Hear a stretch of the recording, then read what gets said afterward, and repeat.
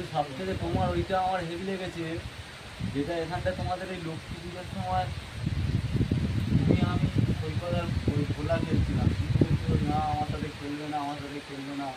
আমার সাথে খেলবে তোমার দিতে হবে না, ওরা দেবে। দেখলে তো ওরা দেয়নি এখনো অব্দি জানো।